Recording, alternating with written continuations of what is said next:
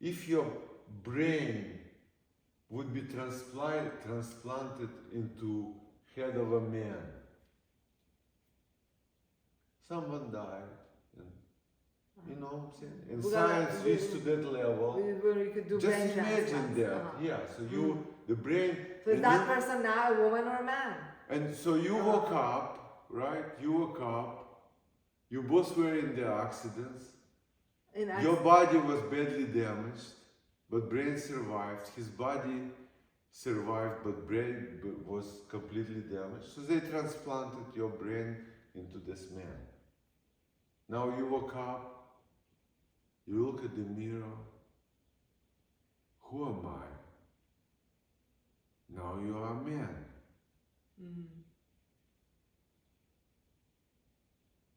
You know what I'm saying? You have all the memories of being a woman, but you have a body of a man.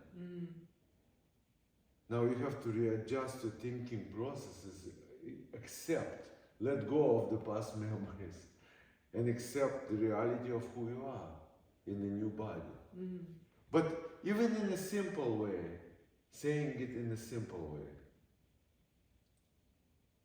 you looking at the mirror, what do you see? The face which you see in the mirror. And now we're asking everyone out there.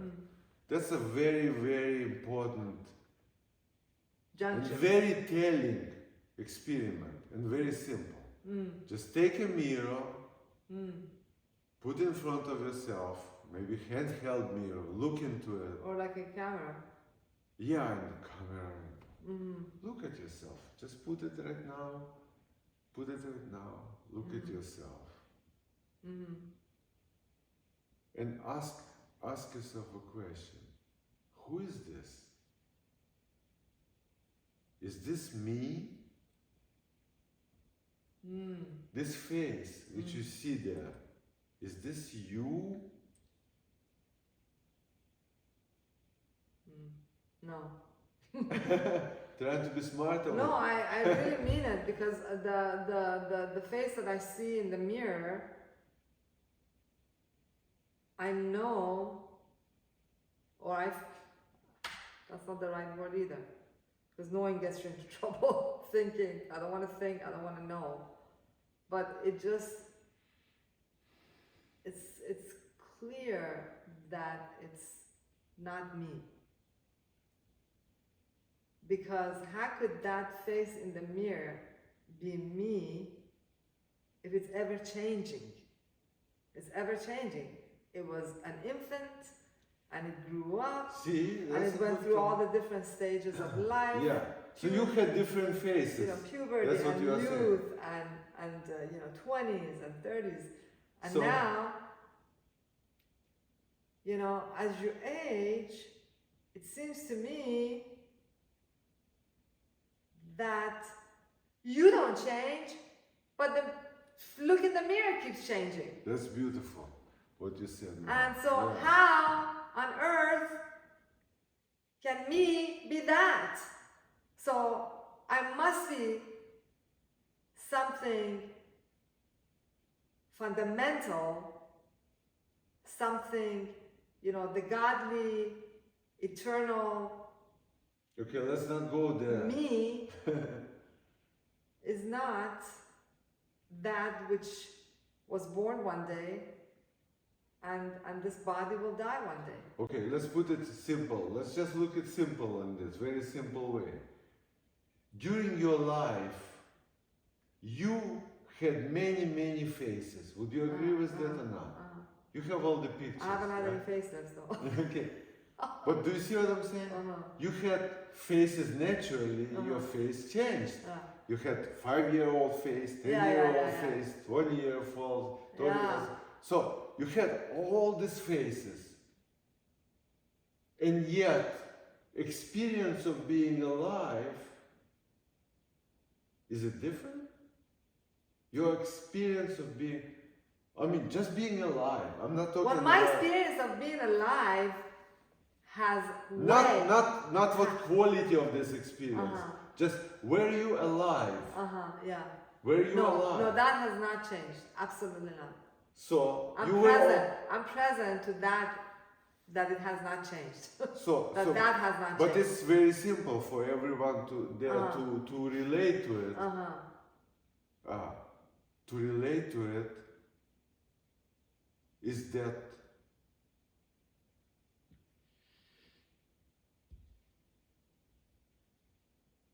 you were always you didn't know any other state but except being alive.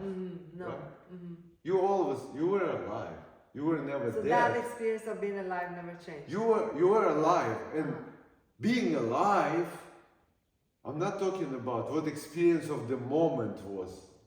You know, I'm saying just you were alive, and then you had a miserable time, good time, happy, this, that, doesn't matter.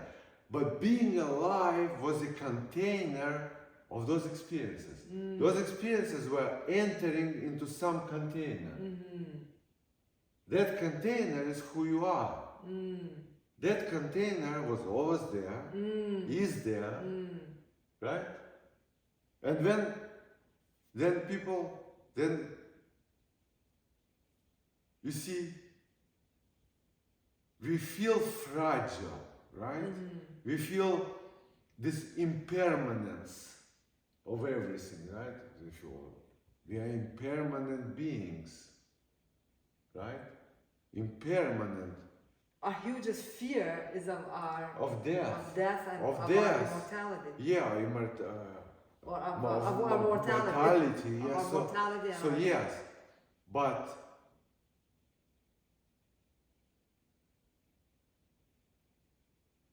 what you are what you brought up, which was always there, that which is always there is permanence. Permanence is something that's always there, and something that you don't know at all. And that's not mortal, that's immortal. Well, that's what I feel. It's even beyond. See, the word immortality. See, this is a kind of concept. That's how mind is playing with us. There's mortality. What's mortality? Oh, okay. You know what I'm saying? I see what you're saying. What is mortality? Yeah. What is death? There is no mortality. There is no immortality. So because if you have immortality, then you have to have the mortality. So it's kind of like creates dichotomy. It creates the duality. So there is none of that. Yeah. It's just. It's just a moment. It's just, and even the moment doesn't exist. It's just what is. Yeah. So what part of the words? So the words which we brought into language, for whatever reason, first it was functionally, we developed past and future abstraction, but then we got scared, shitlessly scared, and we created words like death. And what's death? Nobody ever experienced death. It's a word which is absolutely meaningless. So we brought meaningless. See, some words at least are concepts of experience, right? An apple, I know, I tasted apple. But death, no one ever tasted it. Nobody knows what he's talking about. Why is it in language? What about coming back from the dead? So, what about those people? So you know what I'm saying? So it's like, okay, we see that the body, we call it body dies, it's not breathing anymore, yeah?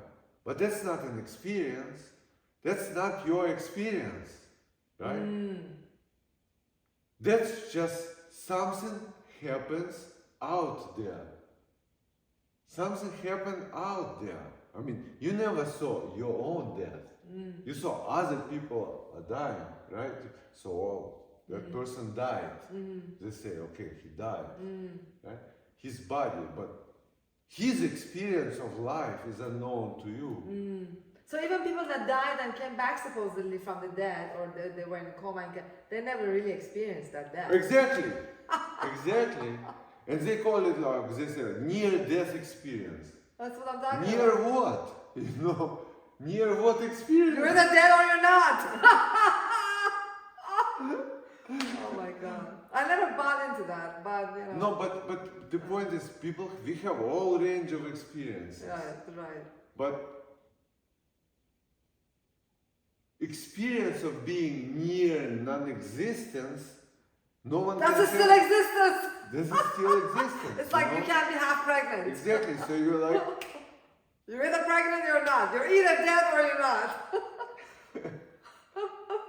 But that brings me to the question, how can you say there's no death if you know when you were born, you know the day that you were born? well, again, who are you? Then you're saying me. So that's how me comes to play. It's the me who thinks that you were born. It's the me who's playing with all this thing, you know? So you who you are, the experience of being alive, if you refer to yourself, which you said, they always think one thing is permanent, it's experience of being alive. Everything else is fleeting, right? There is no past, there is no future. So you were saying, are you suggesting that we're not even born? That's another. That's too much. That's another concept. That's a real red pill. That's a real red pill. So That's you're another are you concept. suggesting Yeah. that Yeah. we will never die because we're never born? Bingo. That's too much. Not only that, it's more than that. Sorry, guys. Not only we were never born and we will never die, but we also never lived. We never lived. You see what I'm saying? So we have never We cannot lived. die. So we're not living now? Yeah. Or are we So- living? Are we living now? So Are we living in the moment? For Christ. there is no moment. There's no even moment. So There's what about no Eckhart Tolle and living in the moment? Is a concept. Moment is a concept. So is Eckhart Tolle wrong? It's not living in the wrong. moment? It's just a concept to you know Language, like. Yeah. For point. utilitarian. He's telling himself, I'm pointing at something. Okay.